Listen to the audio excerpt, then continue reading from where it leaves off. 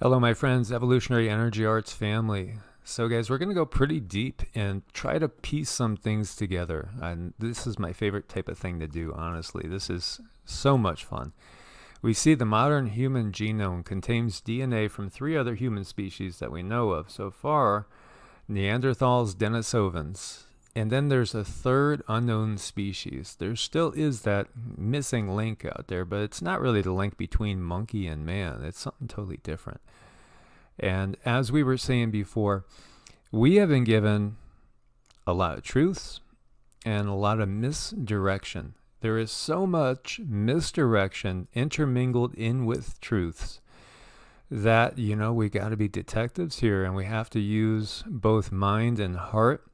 And we also have to learn how to cultivate the stillness within while absorbing as much knowledge as we can to come to a truer picture of what our reality really is. So really, when we look at it, there is so much evidence we have gotten from the Sumerian Cuneiform writings. And as we've touched on before, there's literally hundreds of thousands of these writings. There are more of these writings than there is biblical texts. And as we've talked about before, it's shocking to some to see how recent, really, the Bible was put together. And when we look at these, and we also start looking at all the traditions all around the world, you see it's a very clear picture what's going on. It really isn't as convoluted as it looks. Yet the details are something that we're going to have to piece together and work together on. So we see Enki here, and Enki has the rivers, the waters of life flowing through him.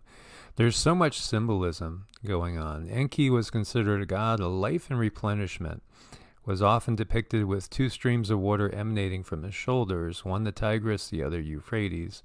At least that's what they believe. Alongside him were trees symbolizing the male and the female aspects of nature, each holding the female and male aspects of the life essence, which he, as apparent alchemist of the gods, would masterfully mix to create several beings that would live upon the face of the earth. Sometimes depicted as a man covered with the skin of a fish, like Adapa. And Adapa and Adamu, Adam, so many people are more familiar with the biblical narrative than the far older Sumerian one, but more and more we're waking up and discovering where things really come from. And so why a fish? See him here, right? And the popes, as we've said many times, they still wear the fish head like this. This is what the papal hats look like. So he has a fish head on. Other ones have wings. And you see also Anu coming in. Anu, depicted in a winged disc of Nibiru, comes to Earth where men greet him. And, beings greet him. The deities greet him.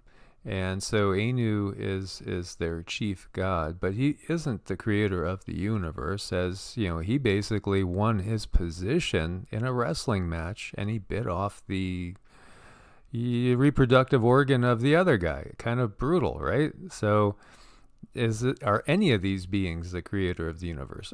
No, they're just beings, just like us. And in fact, they are more human than human, because, a lot of us comes from them, apparently.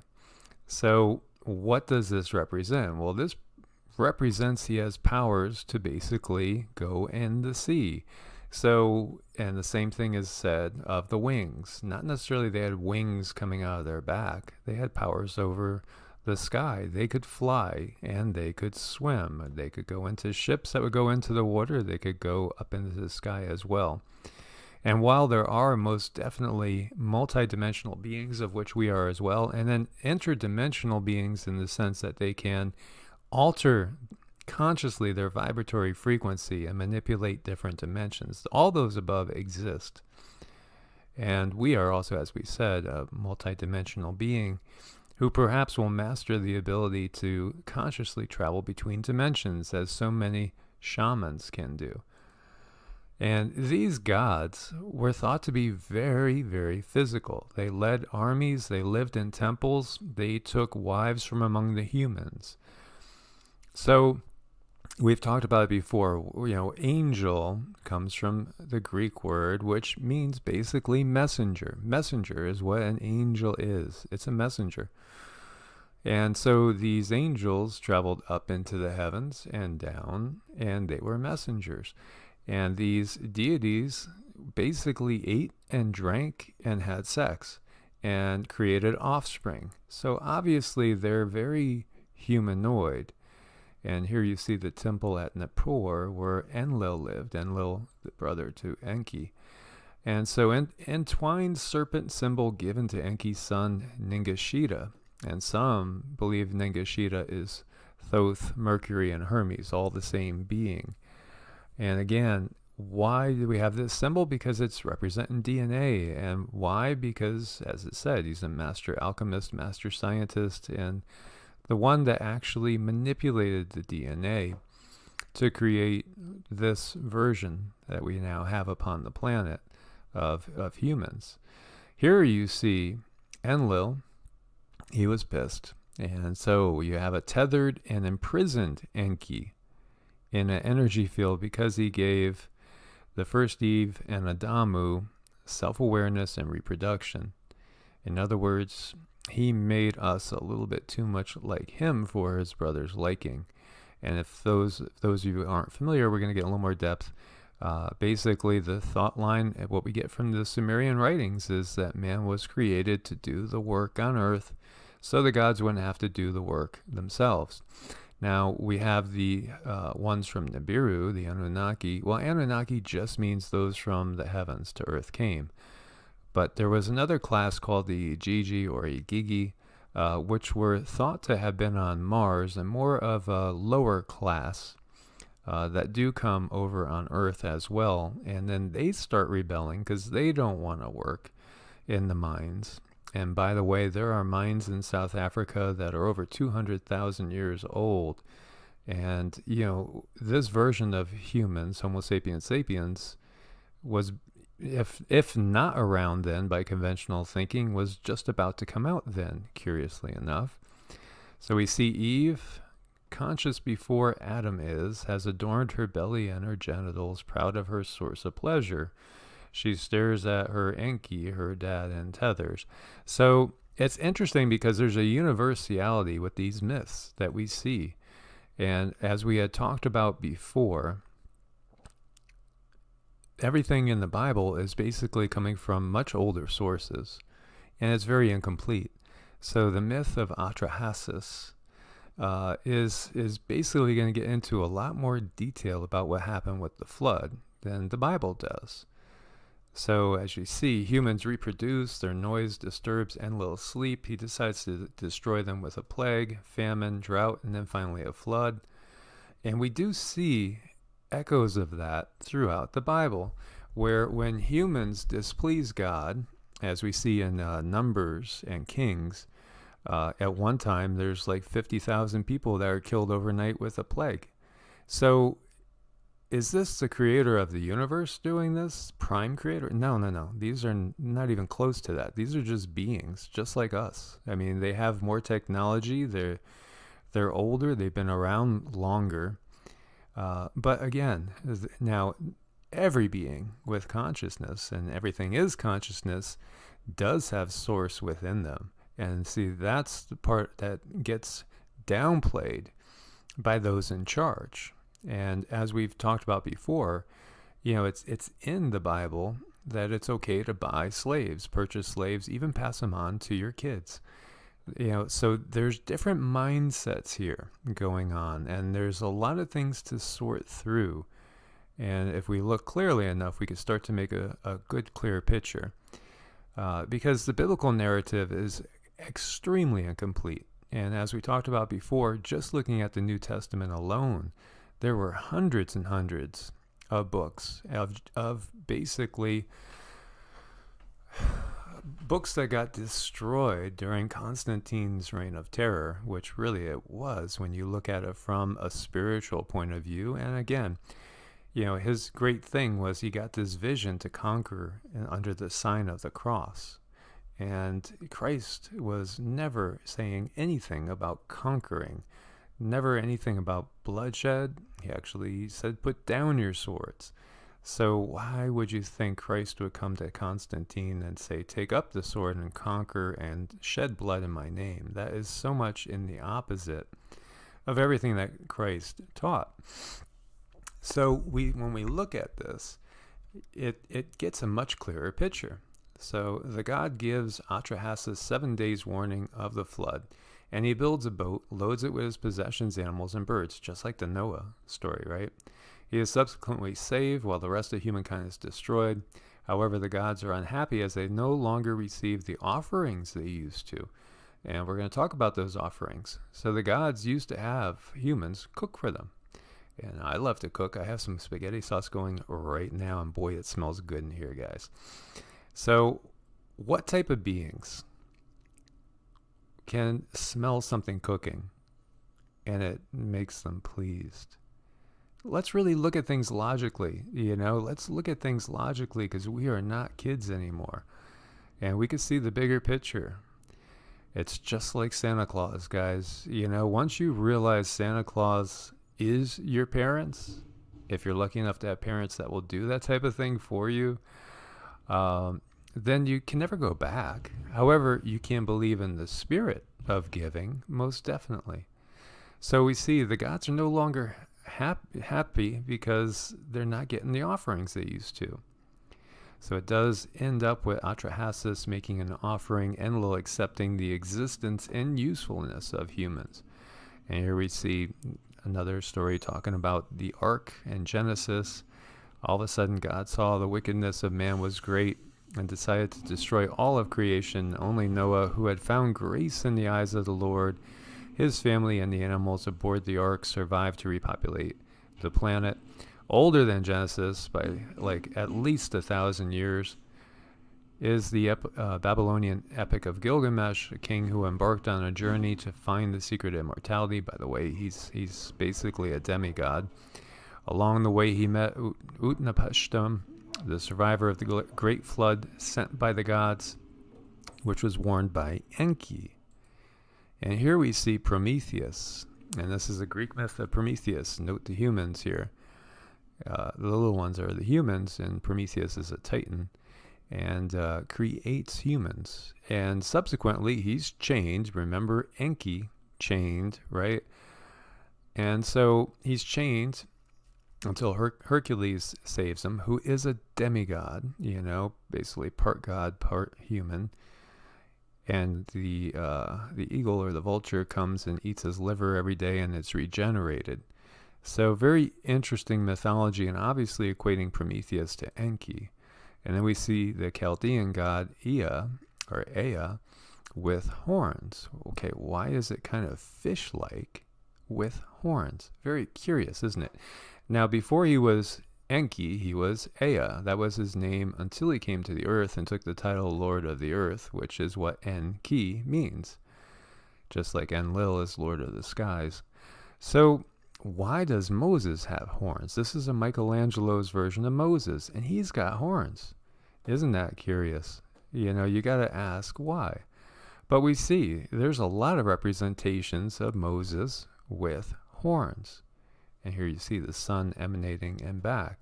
You see it in paintings in the Vatican, sculptures in the Vatican. Moses with you can see the law right there, the commandments, and again the horns. Why does Moses have the horns? Curious, isn't it? But often Enki is depicted also as having horns. And so it does come from a verse in the Bible that talks about after Moses got the tablets and was in the presence of God. Basically, he had the appearance of horns radiating from his head. So over here as well, we see in previous chapters, we read that Enki had a son who looked just like him. It described the baby as radiating and bright eyes, the color of the sky. What color is the sky? Well, they're blue, right? And light hair as the golden sun. Interesting. So Enki had blue eyes and blonde hair. So over here, and this is from Michael Tellinger, it's pretty clear that from the description that the Anunnaki must have had white skin, generally blonde hair and blue eyes. And since Enlil and his followers preferred the cooler climate of the lands further north, near the snow-capped mountains, it would also explain why blue-eyed blonde people mostly originate from that part of the world even today. Very interesting when we look at that.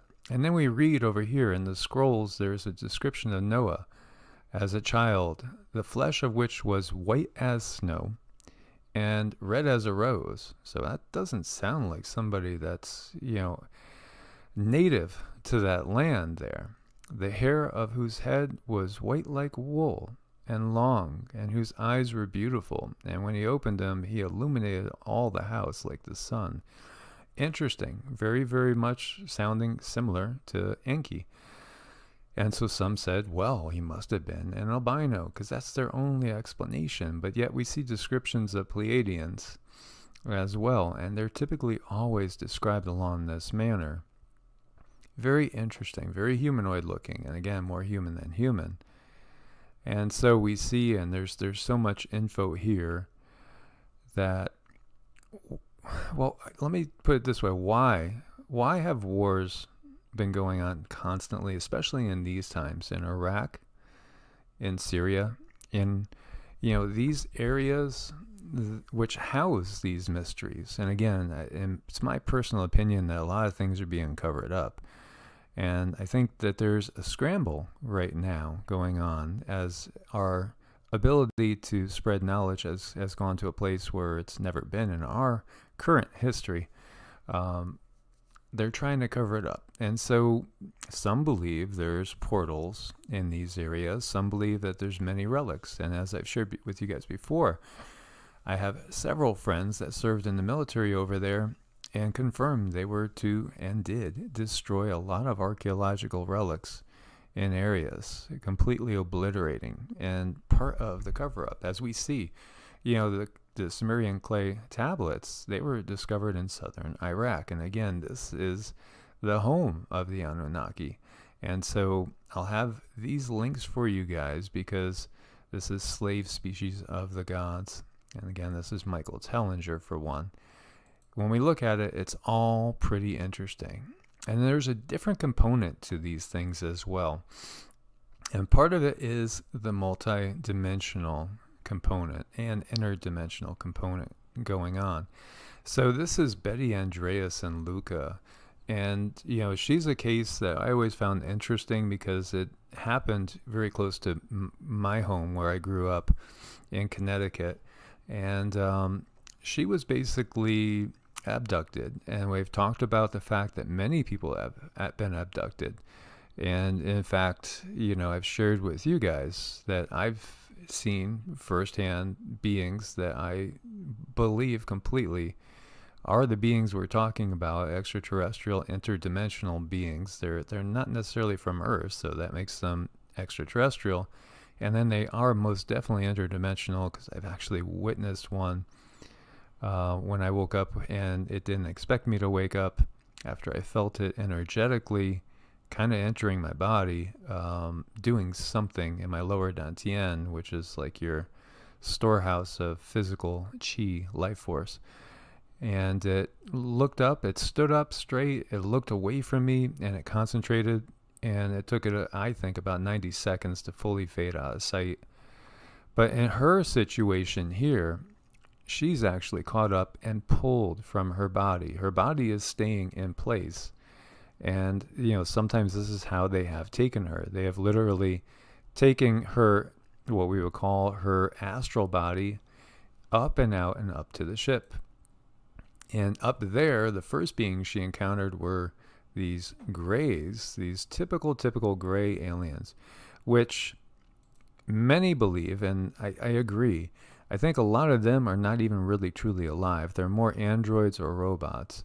Although there are some grays that are truly biological beings as well. The grays are worker bees. And so she's greeted by an elder who happens to be very tall, very humanoid, and would fit a lot of the descriptions of what we've seen in the past, and have thought were angels or messengers of God. So these little grays are working for these bigger, very, very human beings. And then there's also the taller ones as well, besides the little ones. And that's what I saw, over my bed, although it wasn't quite this. It was not a 5-fingered, it was 3-fingered. And I've showed you guys pictures of it in the past. But other things that she found was people in a kind of stasis in these containers, all different humanoid beings that were being moved from here and there.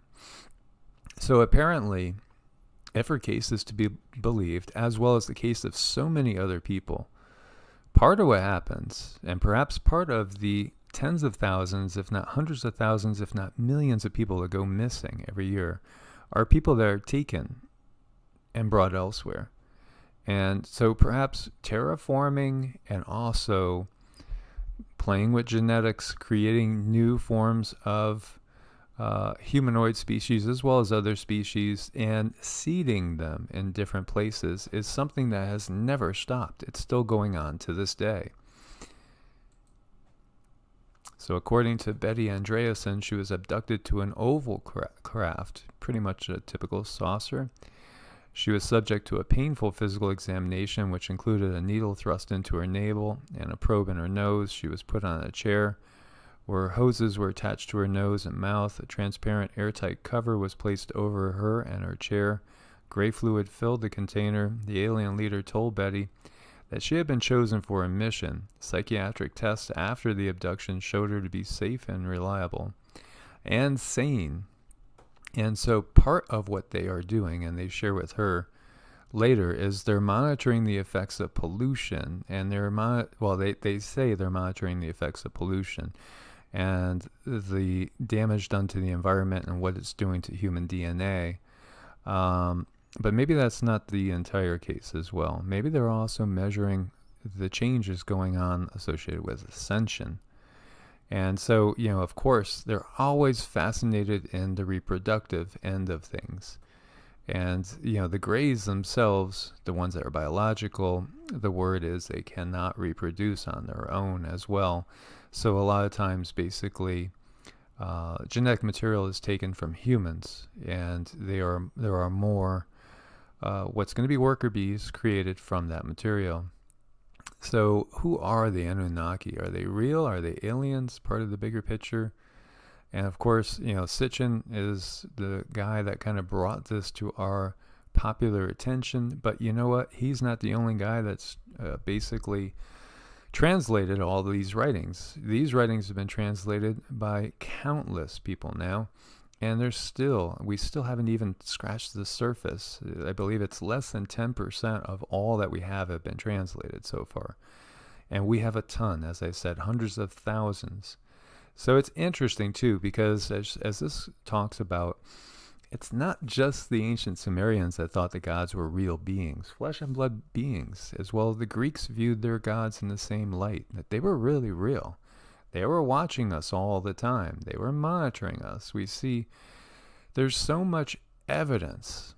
And when we get into the biblical end of things, it becomes super apparent that what is going on there is an attempt to basically dumb us down and hide things.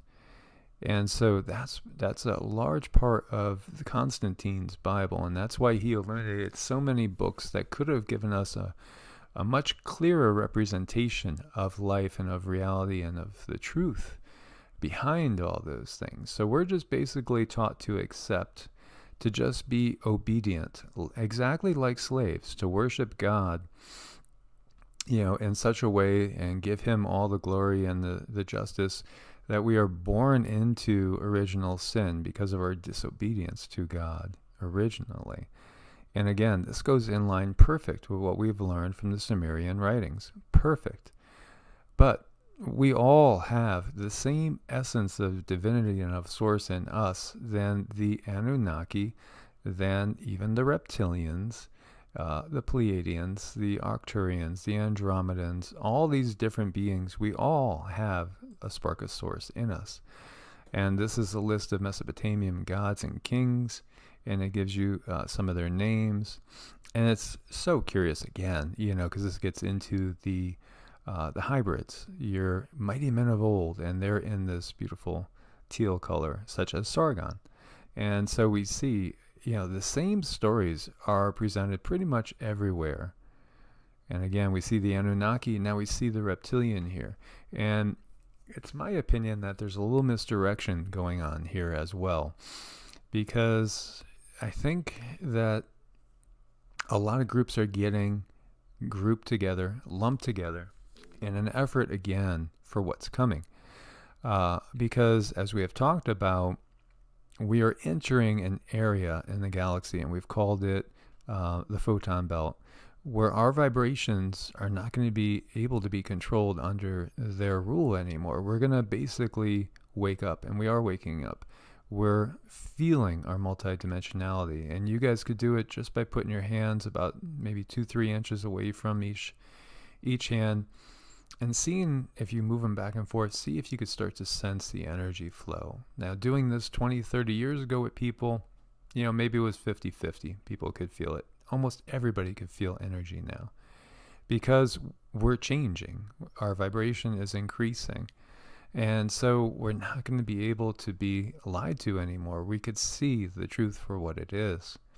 So this gets into the Anunnaki, the Gigi, as well as the whole creation myth. And now the thought is Marduk, who is one of the sons of Enki, stayed here while many of the other ones left.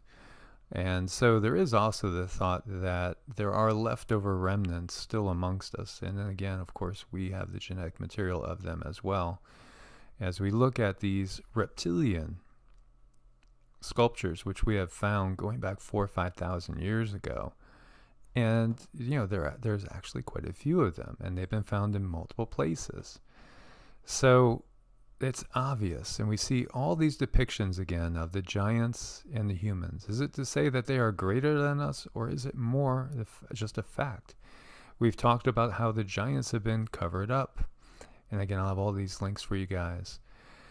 So it's really curious, because obviously Enki is the serpent in the Garden of Eden, and so Enki's made to be the bad guy in the Garden of Eden, when he's actually the one that also saved the human lineage by warning us.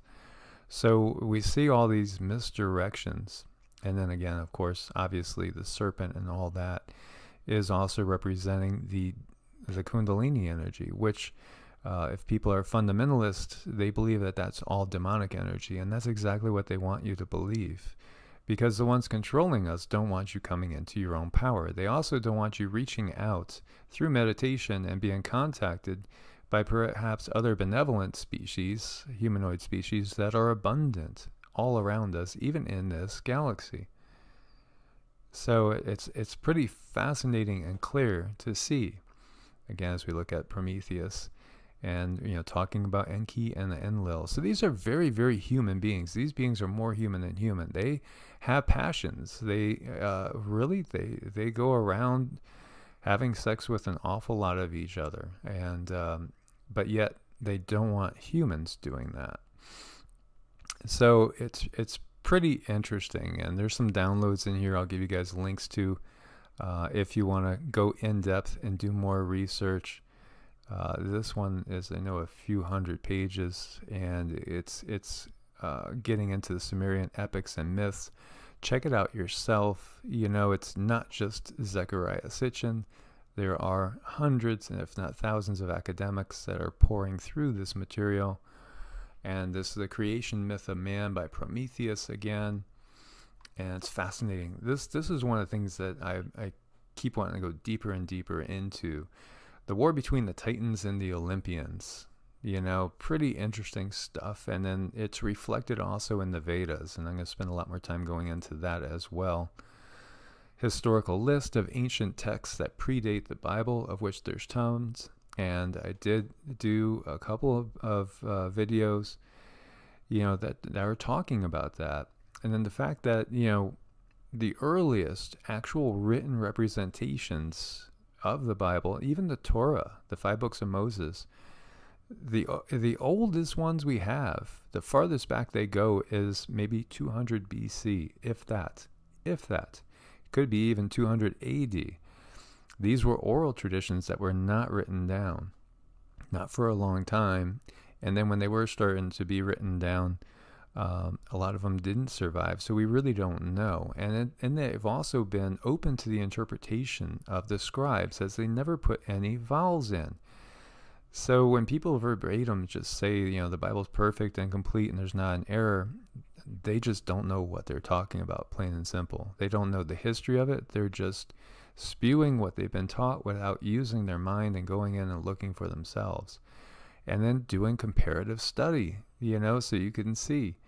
So, there's a lot of different texts. The pyramid text 3,000 years ago, Sumerian texts at least 2,500 BC, at least 2,000 plus years predating anything biblical. The coffin texts, which are Egyptian as well. So we have a lot of Egyptian texts, which tons of this material comes from.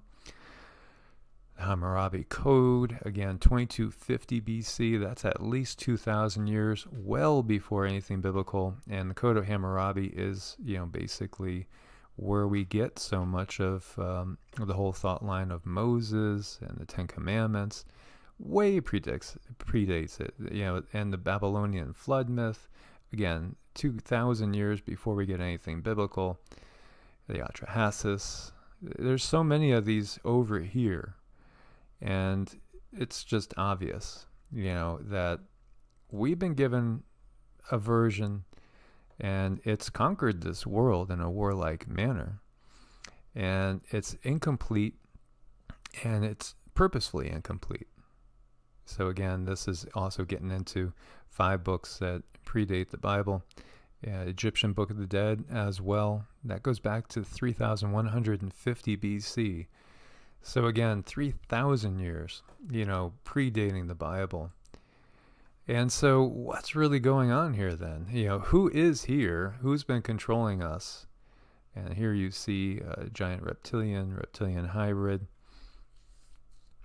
There are multiple types of beings in contact with us as well. Reptiles, serpents, and lizards in history, mythology, and religion. And it abounds. It completely abounds from every culture in the world. The Nagas are from ancient Indian mythology. They're described as humanoid lizards or even serpents. In the earliest works, they ranked with the gods, but later got demonized. They were not originally considered hostile, quote-unquote, to mortals.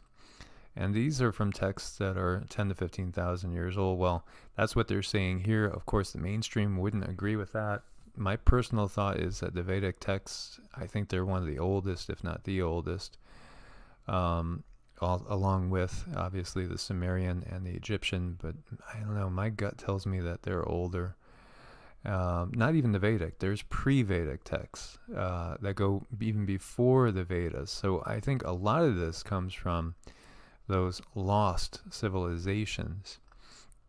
Now, Quetzalcoatl is a feathered serpent, and he's a culture bearer, a lawgiver, sometimes depicted as flying on a rocket.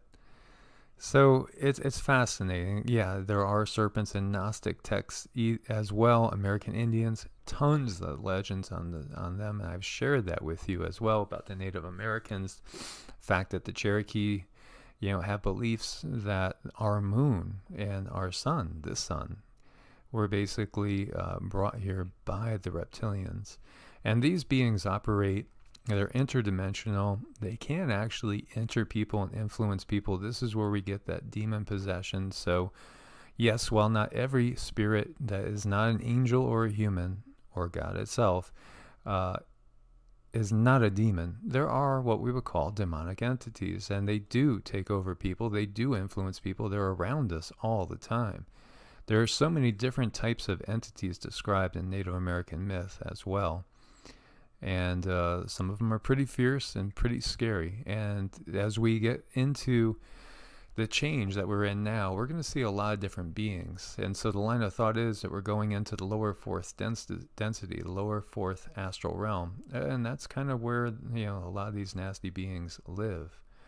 And again, some different examples of the reptilian beings, of which many people, David Icke included, believe their offspring are the ones that are ruling us right now. And that is the royal family, and that is also the popes, and I've shared with you some of the history of certain popes, like Pope John Paul II, who was a salesman for a company which sold cyanide to the Nazis.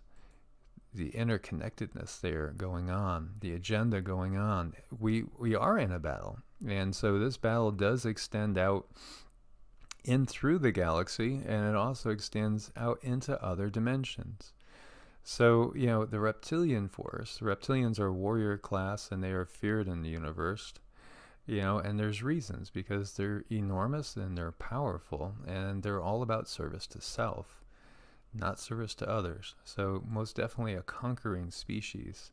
And they heard the sound of the Lord God walking in the garden in the cool of the day. Okay, so they heard the sound of God. Do you really think the creator of everything would make a sound? Isn't God spirit? So how is it making a sound? This is a being. This is a being in a body. Adam and his wife hid themselves from the presence of the Lord God among the trees of the garden, and the Lord God called to Adam and said, "Where are you?" That's not showing omnipotence, omnipotence, omniscience. This is really clear. And yeah, that's King James for those of you that say, well, it's got to be the King James. Well, there's the King James for you. And I personally have always checked between half a dozen and a dozen different versions when I look. I don't look at one. I never look at one of anything. And I don't ever look at just one opinion. So, and that's the way we need to be. We need to be curious and suspicious of all motives, and look for ourselves, make our own decisions.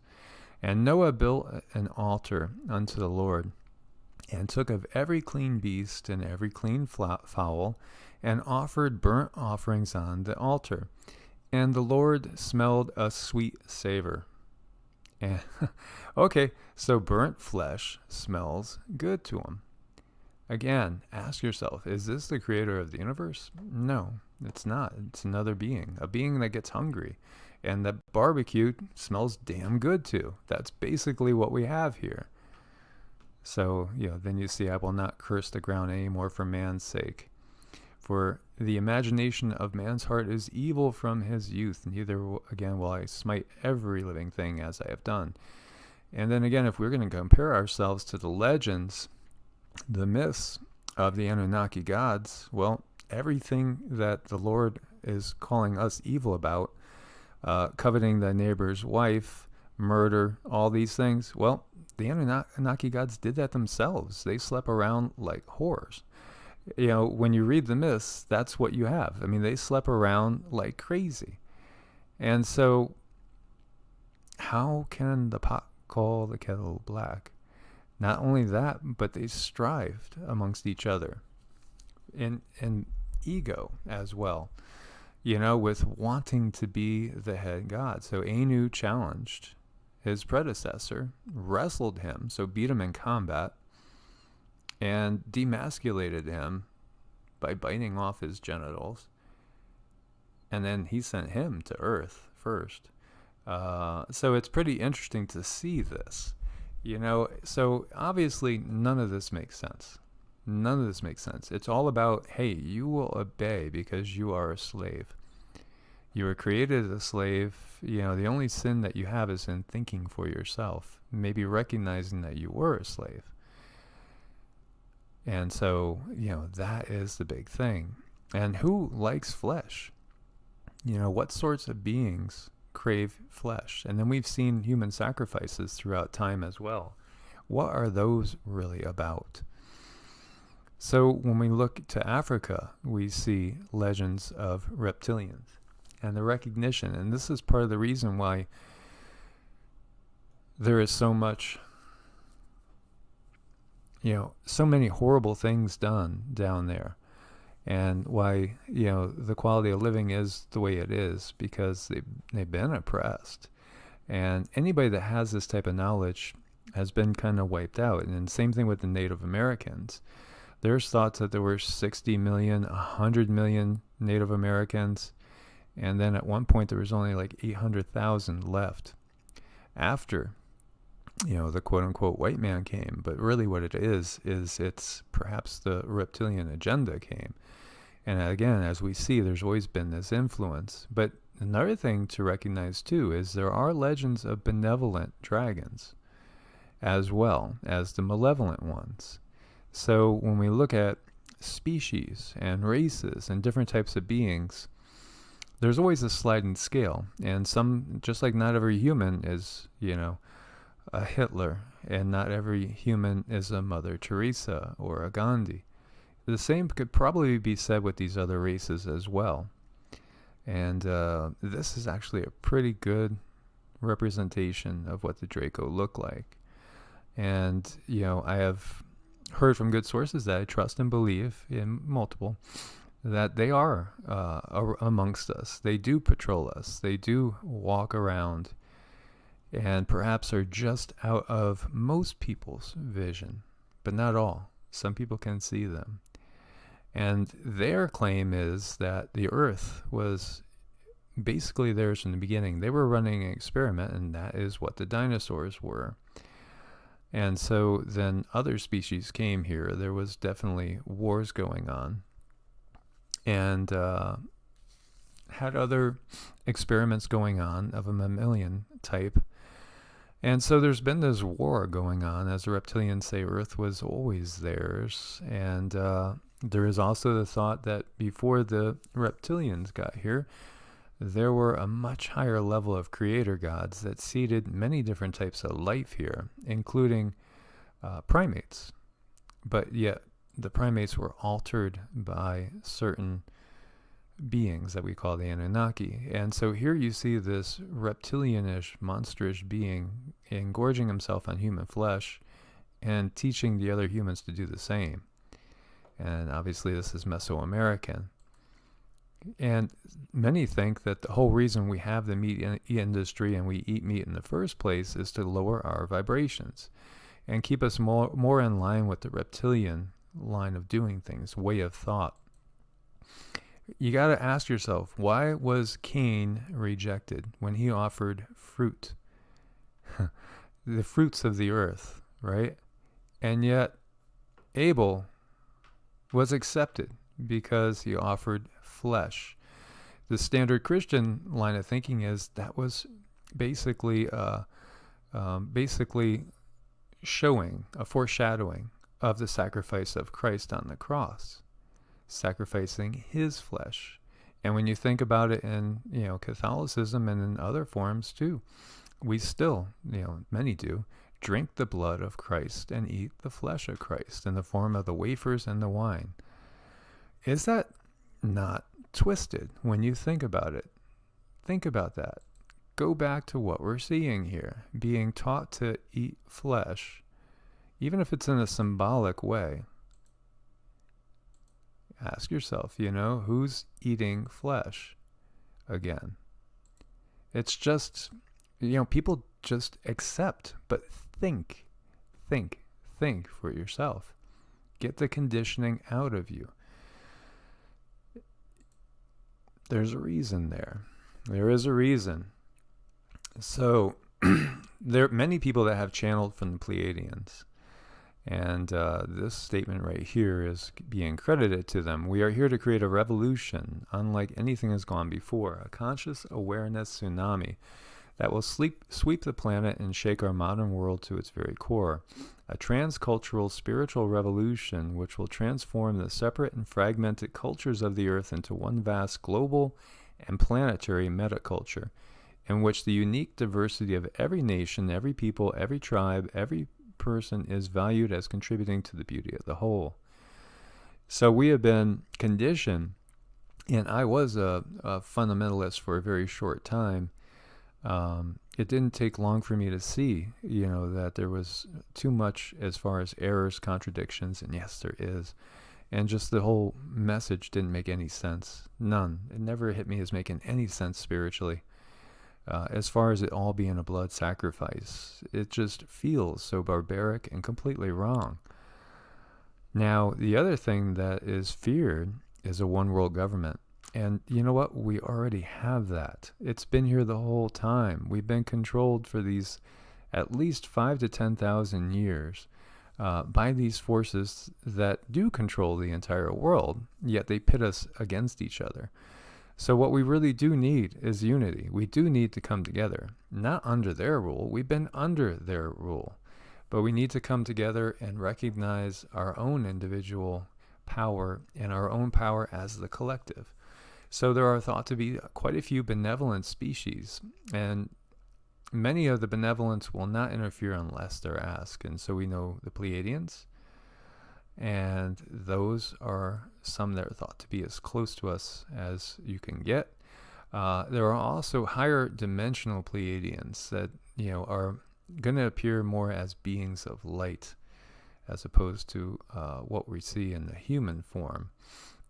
Arcturians as well, as you see right here, they're thought to be benevolent, a little bit different looking than us. Again, very long-lived. Syrians as well, and Lyrians. And so the benevolent beings will basically not interfere unless we ask. They respect us, but then the malevolent ones have been manipulating us for thousands of years. And if we look at the end of the Hopi legends, we're very familiar with Blue Kachina, Red Kachina, but at the end of this period that the earth goes through travail, what happens is the star brothers and sisters, the benevolent ones, come back, and they show us how to live in peace and harmony again, peace and harmony with each other and also the planet. So that's the time frame that we are in right now. We have been under the power of the darker entities, and they've been controlling us, and they are controlling everything about us, and they have twisted our religions. They allow a kernel of truth to be in there, but then they get us off on tangents that lead to nowhere, just dead ends that keep us from realizing our own inherent power. And again, the kingdom of heaven lies within. So there is most definitely a difference when it comes to these beings and their effect on us. Some want us to grow up into a peaceful galactic society that will be able to be welcomed out there amongst others, and we will no longer be a prison planet that's in isolation. It is absolutely like we are in an isolation prison cell, and that's what we have been in. And as long as we don't get over the negative feelings and thoughts and letting those things control us, as long as we are always going to be fighting amongst each other and be warlike and not pursuing the positive, or we will not be able to take that next step up in consciousness, and we will not take our place, amongst other benevolent species, but be ruled and controlled by the species that's been controlling us for so long. So we need to change our ways. It takes one person at a time, and it's done by basically working through that heart center, compassion and love, as so many amazing, what we would call ascended masters, spiritual teachers and guides have shown us, from Christ to Buddha to Zoroaster to Mithras to so many others, Lao Tzu and Confucius, with great thoughts and spiritual guidance. There are so many great teachers that have come time and time again to bring us back on the path and to wake us up to our own inherent power. So it's time for us, just like Prometheus, to be freed from our shackles and to rise up together in unity and create a positive heaven on earth. So my friends, I want to thank you as always. Please do subscribe, click the bell, get all the notifications. Join us over on Patreon for as little as $1 a month. You can support the channel, help get the word out, as eventually we're not going to be able to communicate through the venue that we've been communicating through. There's only going to be certain acceptable lines of communication, and all the other ones are going to be shut down. And until we develop our intuitive powers enough that we could communicate to each other in that way, let's try to support each other and communicate as best we can in whatever way possible. So, my friends, as always, God bless and namaste.